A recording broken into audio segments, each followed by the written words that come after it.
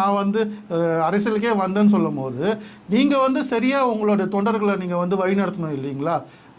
எல்லாரையுமே வந்து அசிங்கமாக பேசுவேன், என்னோட விமர்சனம் என் மேலே வந்த விமர்சனத்தை வந்து நான் தாங்க மாட்டேன், அதுக்கு நான் இப்படி அசிங்கமாக ரியாக்ட் பண்ணுவேன்ற சொல்கிறது வந்து எந்த விதத்தில் நியாயம்னு எனக்கு புரியல சார். ஸோ விஜய் எப்பவுமே டிஎம்கேவை ரொம்ப டார்கெட் பண்ணி பேசுறது கெட்ட விஷயங்களாவே தான் பேசுவாரு.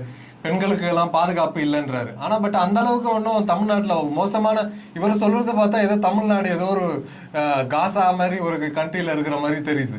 பட் ஆனால் தமிழ்நாடு ஒன்றும் அவ்வளோ ஒரு மோசமான இடத்துல இல்லைன்னு தான் நினைக்கிறேன். பாதுகாப்பான இடத்துல தான் இருக்கிறோம். ஸோ அதனால ஒரு விமர்சனம் வைக்கும் போது கரெக்டான விமர்சனத்தை வைக்கணும். அதே மாதிரி இப்போ ஜனநாயகம் படம் வருது, நான் கூட அவரோட ஃபேன் தான். சினிமாவில் வந்து எனக்கு பிடிச்ச ஹீரோன்னு பார்த்தீங்கன்னா விஜய். ஸோ இந்த படத்துக்கு வந்து ஃபர்ஸ்ட் அவருக்கு ஒரு இன்ஸ்ட்ரக்ஷனாக எல்லாருக்குமே சொல்றது, அவரோட படத்தை 120 ரூபாய்க்கு மட்டும் விற்றா போதும் டிக்கெட்டு, அதுக்கு மேலே 1 ரூபா கூட வாங்க வேண்டாம்னு. அதை ஃபாலோ பண்ணுறாங்களான்னு பார்ப்போம். அவரால் இதை இன்ஸ்ட்ரக்ஷனை